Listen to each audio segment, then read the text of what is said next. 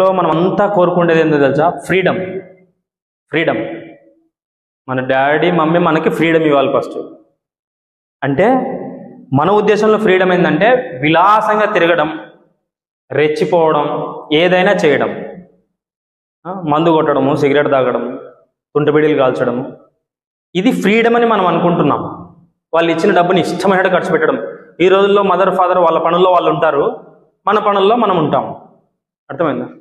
Freedom అంటే పక్కింటి అమ్మాయి వైపు, వాళ్ళ వైపు, వీళ్ళ వైపు చూడడం కాదు. ఇచ్చిన ఫ్రీడమ్ని సద్వినియోగం చేసుకోవాలా? సద్వినియోగం చేసుకోవాలి. దుర్వినియోగం చేయాలా? సద్వినియోగం చేసుకోవాలా? సద్వినియోగం చేసుకోవాలి. పర్ఫెక్ట్గా ఉండాలి. ఫ్రీడమ్, నిజమైన ఫ్రీడమ్ అంటే ఏంటంటే నిజాయితీ అని అర్థం. మీ నాన్న ఇచ్చిన ఫ్రీడమ్ని నువ్వు నిజాయితీగా వాడుకుంటున్నావా? మీ నాయన దగ్గర యాక్షన్ చేస్తున్నావా?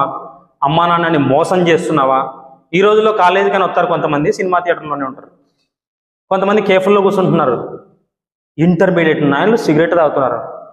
నా స్టూడెంట్సే ఉన్నారు కొంతమంది, ఎవరో అక్కడక్కడ నేను పని చేస్తుంటే కదా, పోతానే వెనకలు పెట్టుకుంటారు. వాళ్ళని పిలిచికొచ్చి చెప్పినా నేను, అరే నిజమైన ఫ్రీడమ్ అంటే వెనకలు పెట్టుకోవడం కాదురా, కాల్చుకోవద్దు, ఈరోజు కాల్చినావు కదా రేపు వదిలే, ఇది ఫ్రీడమ్ అంటారు అని చెప్పిన. అది నిజమా కాదా? అట్లా ఫ్యాక్ట్ చెప్పాలా వద్దా? ఫ్రీడమ్కి పోయి ఎవరిని మోసం చేసుకుంటున్నాము? మనల్ని మనమే మోసం చేసుకుంటున్నాం. సో మనల్ని మోసం చేసుకుంటూ మళ్ళీ ఎవరిని మోసం చేస్తున్నావు? అమ్మా నాన్నని, పేరెంట్స్ని కూడా మోసం చేసుకుంటే బెటరా, ఫ్రీడమ్ లేకపోతే మేలా?